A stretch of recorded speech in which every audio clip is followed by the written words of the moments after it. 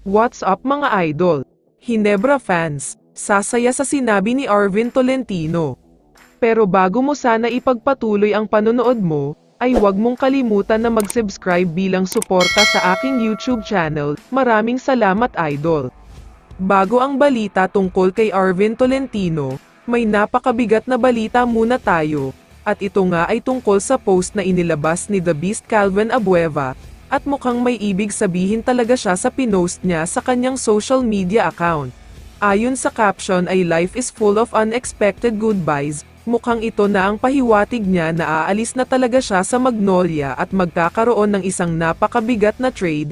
Mukhang ang katatapos na Commissioner's Cup na ang last conference niya sa Magnolia. Alam naman kasi nating lahat na may mga reports na nagsasabi na hindi na masaya si Calvin Abueva sa Magnolia. Ganon din naman ang Magnolia sa kanya, mukhang dapat na nating asahan na wala na siya next conference. Samantala, ngayon naman ay pag-usapan natin si Arvin Tolentino, dahil alam naman nating lahat na kumakalat talaga ang balita sa social media, na sobrang daming teams ang interesado talagang makuha si Tolentino.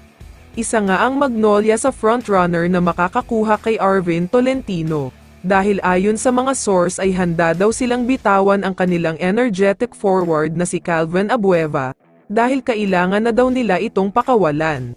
Sa kabilang banda naman ay handa rin daw ang Northport Batang Pier na bitawan ang kanilang franchise player basta makikinabang sila ng sobra-sobra. Hindi daw sila papayag na magpapadehado sila sa trade na ito. Pero may isang bagay na sinabi si Arvin Tolentino na siguradong matutuwa ang lahat ng mga Hinebra fans, dahil ayon sa kanya ay kung magkakaroon daw ng pagkakataon na pumili ng team, sa Hinebra daw niya pipiliin pumunta. Ang dahilan kung bakit Hinebra ang pinili niya ay dahil alam na daw niya ang sistema ni Coach Team dahil naglaro na siya dati dito. Hindi na rin siya mahihirapan kabisaduhin ang sistema ni Coach Team at mas lalong hindi na siya mahihirapan makisama sa mga teammates niya. Ang isa pa daw sa dahilan kung bakit gusto niya sa Hinebra ay dahil grabe daw ang suporta ng mga fans, at ibang klase daw ang pagmamahal na binibigay at pinapakita nila. May pressure maglaro sa Hinebra pero mas nangingibabaw ang sarap. Kaya naman mukhang nagpaparinig na talaga si Arvin Tolentino na babalik na siya sa Hinebra, at sigurado akong kapag nangyari ito ay mas magiging solid pa lalo ang lineup nila, dahil sobrang laki na talaga ang improvement niya.